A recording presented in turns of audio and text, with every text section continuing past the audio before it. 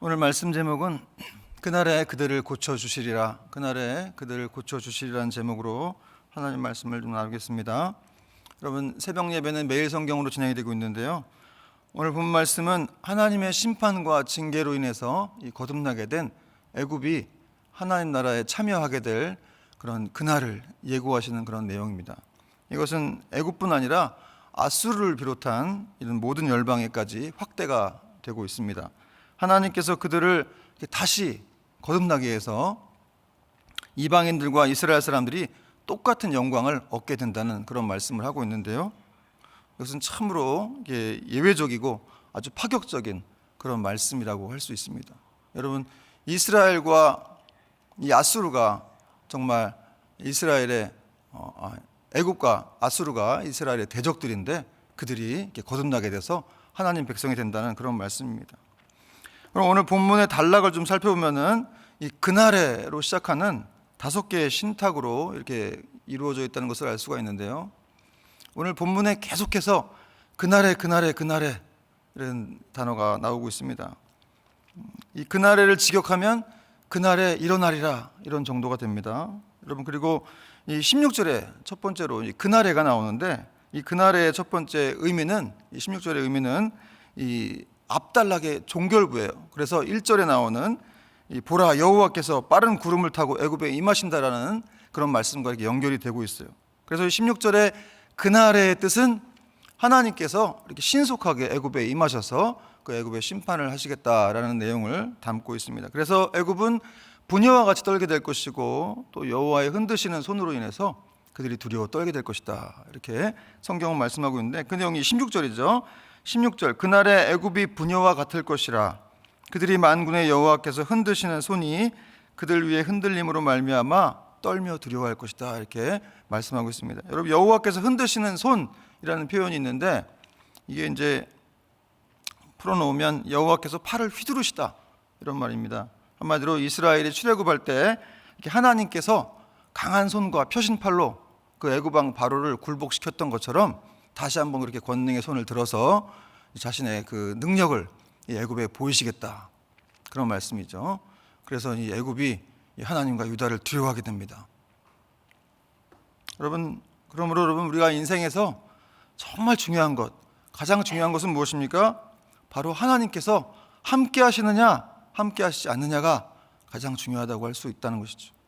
여러분, 애국같이 거대한 강대국이지만 그들이 하나님과 동떨어져서 하나님 없이 살아감으로 결국 이렇게 심판의 대상이 될 뿐이지만, 그러나 유다는 여러분, 아무리 이렇게 작고 연약한 그런 나라를 할지라도 하나님의 권능의 손이 함께 하시기 때문에 이런 애국조차, 그런 강대국조차 무시할 수 없는 그런 존재가 된다는 사실이죠. 여러분, 요셉도 보십시오. 요셉이 그가 비록 초라한 처지로 감옥에 있는 신분이었지만 하나님이 그와 함께 하셨기 때문에 그가 형통한 인생이 되었다라고 성경은 말씀하고 있죠. 창세기 39장 3절 보니까 그의 주인이 여호와께서 그와 함께 하심을 보며 또 여호와께서 그의 범사에 형통하게 하심을 보았더라. 한마디로 하나님이 함께 하신 것을 이 주인이 보았고, 그로 말미암아 요셉이 다 일이 잘 되는구나라는 것들을 그 주인이 보았다는 것이죠. 여러분이 종종 주변에 보면 하나님을 모른 채 승승장구하는 사람들이 있죠. 그런 사람들 보면서 부러워하는 사람들도 있는데, 부러워할 게 아닙니다. 여러분, 하나님 없이 하나님 모른 채 승승장구한다는 것은 복이 아니라 저주입니다. 여러분, 차라리 이렇게 시련을 당하고 고난을 겪고 또 망한 한이 있더라도 하나님을 알게 되는 것이 진정한 축복인 줄 믿습니다. 여러분, 시편 120편 1절은 127편 1절은 이렇게 말씀하고 있죠. 여호와께서 집을 세우지 아니하시면 세우는 자의 수고가 헛되며. 이게 무슨 말이에요? 하나님 없이는 아무것도 안 된다는 거예요. 하나님 없이는 아무것도 안 된다. 여호와께서 집을 세우지 아니하시면 세우는 자의 수고가 헛되다. 아무리 열심히 노력해봐야 헛되다는 것이죠. 잠언 16장 1절에도 마음의 경영은 사람에게서도 말의 응답은 여호와께로 말미암느니라. 사람이 열심히 계획을 세우죠. 치밀하게 계획을 세워도 하나님이 이루어 주셔야 그것이 성공할 수 있다는 사실을 말씀하고 있습니다. 여러분, 어제 본문인 19장 14절 말씀에도 이렇게 하나님께서 애굽의 방백들을 막 이렇게 우둔하게 만들어가지고 그들이 상황을 오판하게 하실 것이다, 이런 구절이 나와요. 14절 보니까 여호와께서 그 가운데 어지러운 마음을 섞으셨으므로 그들이 애굽을 매사에 잘못 가게 함이 취한 자가 토하면서 비틀거림 같게 하였으니. 하나님이 이렇게 어지러운 마음, 그들에게 혼미한 마음을 주셔가지고 판단을 잘못하게 하셨다는 거예요. 그래서 결국 애굽이 망하게 됩니다. 여러분, 모든 지혜와 모든 승리의 원동력이 우리 하나님께 있는 줄 믿으시기 바랍니다. 그리고 이러한 하나님의 권능의 손 때문에 이제 애굽이 유다를 두려워하게 되는 것이죠. 17절 말씀 보니까 유다의 땅은 애굽의 두려움이 되리니. 유다가 두려울 일은 없는데 애굽이 유다를 왜 두려워하겠어요? 하나님 때문에 그렇다는 것이죠. 하나님 때문에 유다라는 조그만 나라를 두려워하는 거죠. 이는 만군의 여호와께서 애굽에 대하여 정하신 계획으로 말미암으라. 하나님이 정하신 계획이 뭐죠? 애굽에 대한 심판. 그것을 듣고 이제 이 애굽이 두려워 떠는 거예요. 여러분, 참 아이러니하다고 할까요? 감사한 것은 이 두려움 때문에 애굽이 하나님께로 돌아오게 됩니다. 이 고난 때문에. 애굽이 고난으로 인해서 이렇게 겸손해지고 하나님을 다시 찾게 되고 그분을 이렇게 새롭게 만나게 된다는 것을 오늘 본문이 말씀하고 있는 거예요. 여러분, 고난은 축복이죠. 고난이 세상 사람들은 이게 저주처럼 생각하고 안 좋은 것처럼 보이지만, 그러나 이 고난은 매우 영적인 것이고 아주 신비스러운 것이고, 또 C.S. 루이스는 이 고난을 통해서 하나님의 음성을 듣는 확성기다, 이런 말을 한 적이 있죠. 여러분, 고난당하는 분들이 계십니까? 여러분, 모든 고난이 하나님의 이런 선하신 주권 안에 있음을 믿으시기 바랍니다. 그리고 이제 원수였고 또 심판의 대상이었던 이런 애굽이 이 징벌을 통해서 하나님께로 이렇게 돌아오게 된다는 것을 이제 18절부터 쭉 이제 말을 하고 있어요. 18절 말씀 보니까 그날의 애굽 땅에 가나안 방언을 말하며 만군의 여호와를 가리켜 맹세하는 5 성읍이 있을 것이며 그중 하나를 멸망의 성읍이라 칭하리라. 여러분, 그날의 애굽 땅에 가나안 방언을 말할 것이다. 이 가나안 방언이 히브리어를 얘기하는데 애굽 땅에 이 5 성읍 이상의 어떤 곳에서 이 히브리어를 말하면서 하나님을 섬기는 일이 있을 거라고 이렇게 이 이사야가 예언하고 있는 거예요. 한마디로 여러분, 이게 개종하는 그런 애굽 사람들이 많이 늘어나게 될 거다, 이런 얘기를 하는 겁니다. 여러분, 애굽이 어떤 데입니까? 태양신을 숭배하고 황제 사상에 아주 그냥 황제 숭배에 찌들려 있던, 그렇게 물들어 있던 그런 애굽 땅에서 하나님을 섬기는 일이 있게 될 것이라고 말씀하고 있다는 거죠. 특히 여기 멸망의 성읍이라고 이런 나오는데, 이 멸망의 성읍이 아주 그 태양신을 숭배하던, 가장 우상 숭배를 많이 했던 곳에서 이렇게 하나님을 섬기는 일이 있을 것이다, 이렇게 말씀하고 있습니다. 또 애굽 전체가 이렇게 하나님의 통치 안에 들어오게 될 것을 말씀하고 있는데요. 19절입니다. 19절 같이 읽겠습니다. 시작. 그날에 애굽 땅 중앙에는 여호와를 위하여 제단이 있겠고 그 변경에는 여호와를 위하여 기둥이 있을 것이요. 여러분, 애굽 땅 중앙에 여호와를 위한 제단이 있을 거랍니다. 여러분, 여호와를 위한 제단, 성전은 어디만 있습니까? 원래 예루살렘 안에만 있는 것인데, 이렇게 애굽 땅 중앙에 여호와를 위한 이런 성전이 있을 것이다. 그리고 그 변경, 국경에는 그런 기념비들이, 하나님을 위한 기념비들이 세워지게 될 것이다, 이렇게 말씀하고 있습니다. 이 말씀은 애굽이 완벽하게 이 여호와를 섬기는 나라가 될 것이라는 것을 하나님께서 이렇게 말씀하고 있습니다. 이것은 또 궁극적으로 예수 그리스도를 통해서 이게 성취가 되는 것이죠. 그러니까 여러분, 특별한 은총이라고 할 수 있습니다. 정말 애굽과 아수르가 하나님께 돌아온다는 사실은 놀라운 은총입니다. 이것을 또 우리에게 적용해 보자면 우리 또한 놀라운 은총을 받고 있는 사람들이죠.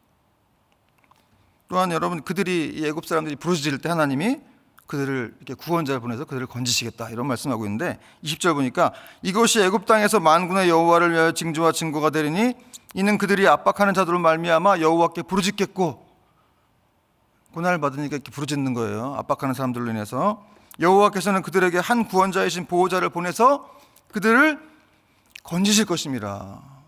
여러분, 애국 사람들이 부르짖으면, 여호와의 제단에서 그 하나님의 기념비 앞에서 부르짖으면 내가 그들을 구원하겠다, 구원자를 보내서 구원하겠다. 여러분, 이 구원자, 궁극적인 구원자는 예수 그리스도를 말하는 것이죠. 여러분, 이렇게 사실 근데 이것은 놀라운 일이죠. 이전 자기들이 믿던 애굽 신에게서는 발견할 수 없었던, 느낄 수 없었던 그런 일들이었기 때문에 그렇습니다. 애굽 신은 가짜잖아요. 호군인데. 그러나 이들이 새롭게 믿는 하나님은 살아계신 신이기 때문에 기도를 듣기도 하시고 응답도 하신다는 거예요. 그리고 그들 그렇게 부르짖으면 그들을 구원해 주신다는 사실을 이렇게 성경은 말씀하고 있습니다. 여러분, 믿으시기 바랍니다. 여러분, 애굽 사람에게 이렇게 할 정도면 우리에게는 어떻게 하시겠습니까? 그죠? 우리의 기도를 하나님 듣고 계십니다. 듣고 계시고, 그리고 또 이렇게 어떤 어려운 일을 당할 때는 구원자를 보내서 구원해 주신다는 사실을 말씀하고 있다는 거죠.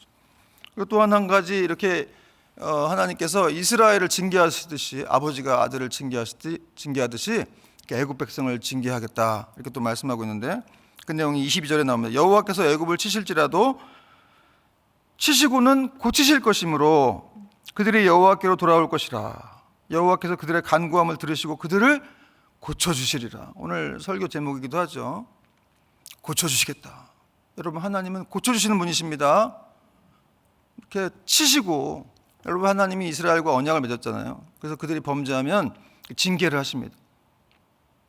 그리고 그 징계하고 그냥 내버려 두는 게 아니고, 영원히 버리는 게 아니고 살려주신다는 거예요. 다시 회복시켜 주신다는 것을 말씀하고 있다는 거죠. 그렇듯이 애굽도 그렇게 하겠다는 거예요. 애굽에게도 똑같이. 여러분, 이것은 이 하나님께서 부성적인 사랑을 베푸심으로 애굽 백성들을 하나님의 완전한 그런 백성으로 만드시겠다는 확증적인 표현입니다. 여러분, 예레미야가 3장 33절 말씀 보니까 주께서 인생으로 고생하게 하시며 근심하게 하심은 본심이 아니시로다.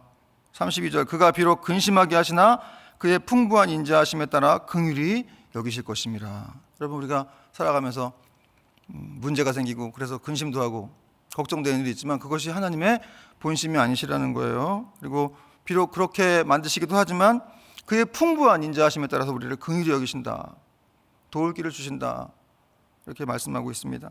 여호와의 말씀이니라. 너희를 향한 나의 생각을 내가 하나니 평안이요 재앙이 아니니라. 너희에게 미래와 희망을 주는 것이니라. 여러분, 하나님께서 우리를 향한 생각, 그분의 생각은 재앙이 아니라는 것이죠. 평안이고, 고난 중에도 우리에게 평안을 주시기를 원하고 또 소망을 주시기를 원하신다고 말씀하고 있습니다. 그리고 이제 23절에 보니까 이 하나님의 구원 계획이 애굽 국경을 넘어서 이 아수르에게까지 이렇게 확대가 되는 모습이 나오고 있습니다. 23절 말씀 같이 한번 읽겠습니다. 23절 시작. 그날에 애굽에서 아수르로 통하는 대로가 있어 아수르 사람은 애굽으로 가겠고 애굽 사람은 아수르로 갈 것이며 애굽 사람이 아수르 사람과 함께 경배하리라. 하나님의 구원 계획이 이스라엘이나 애굽에 국한된 것이 아니라 온 세계로 확산될 것을 이렇게 말씀하고 있습니다. 애굽과 아수르 사이에 대로가 있대요.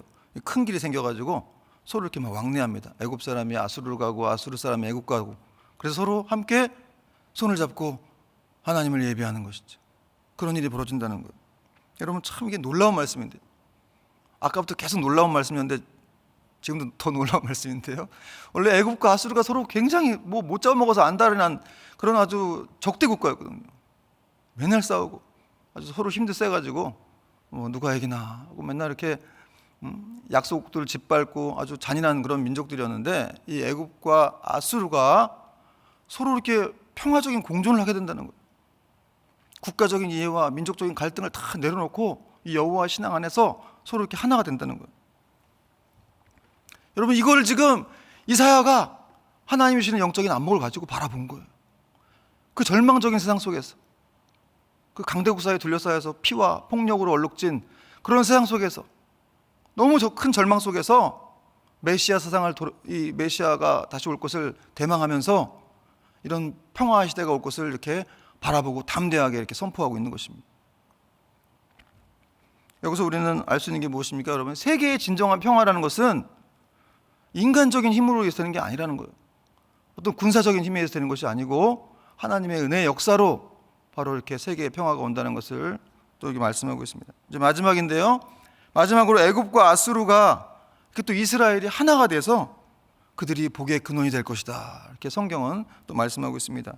우리 같이 한번 마지막인데 24절 25절 같이 한번 24절 25절 읽겠습니다. 시작. 그 나라의 이스라엘이 애굽 및 아수르와 더불어 셋이 세계 중에 복이 되리니 이는 만군의 여호와께서 복 주시며 이르시되 내 백성 애굽이여 내 손으로 지은 아수르여 나의 기업 이스라엘이여 복이 있을지어다 하실 것임이라. 아멘. 여러분, 하나님께서 이렇게 복이 있을지어다. 오늘 이 두 구절에서 이 복이라는 얘기를 몇 번 하신지 몰라요. 복이 되리니, 복이 있을지어다. 여러분, 이 말씀은 이제 창세기 12장 3절에 있는 하나님께서 이제 아브라함에게 말씀하셨던 땅의 모든 족속이 너로 말미암아 복을 얻을 것이다, 이 말씀이 예언이 성취된 거예요.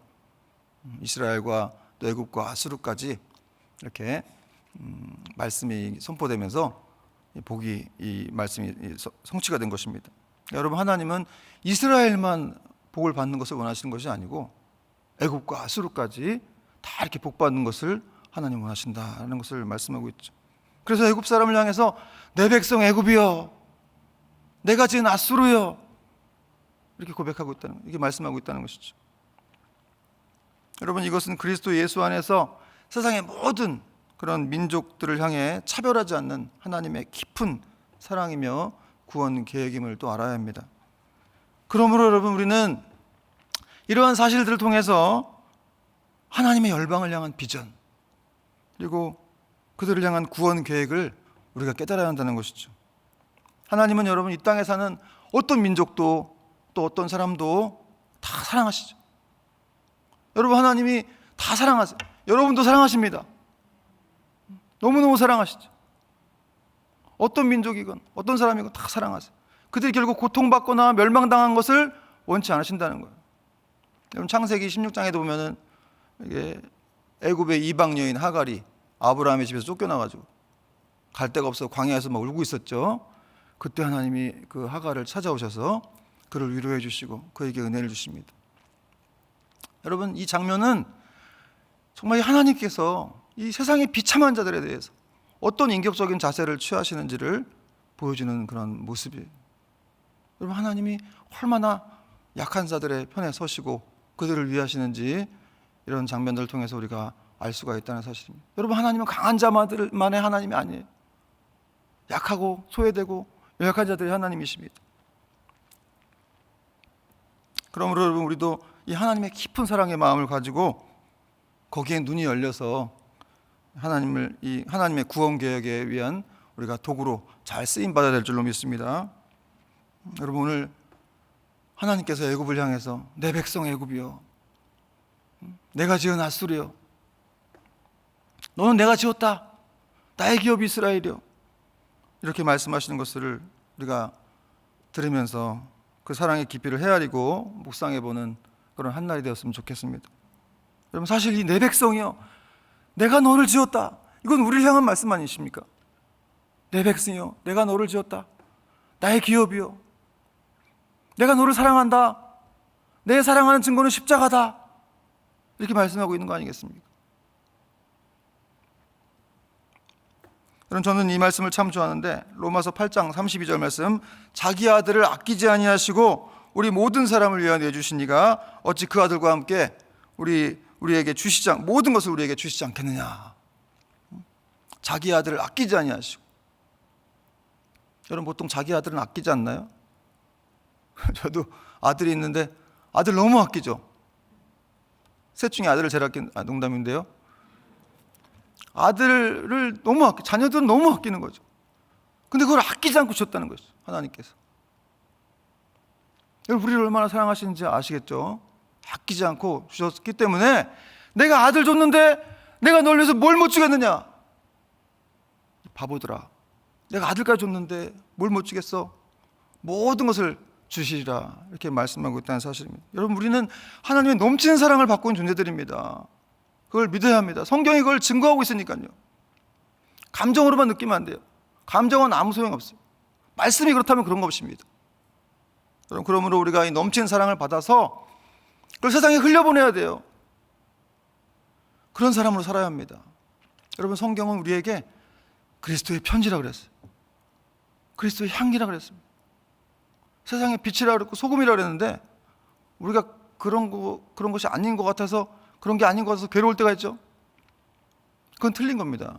여러분, 뭔가 이렇게 행함으로 해서 그게 되는 것이 아니기 때문에 이미 존재 자체가 그렇다는 거예요. 말씀이 그런 거예요.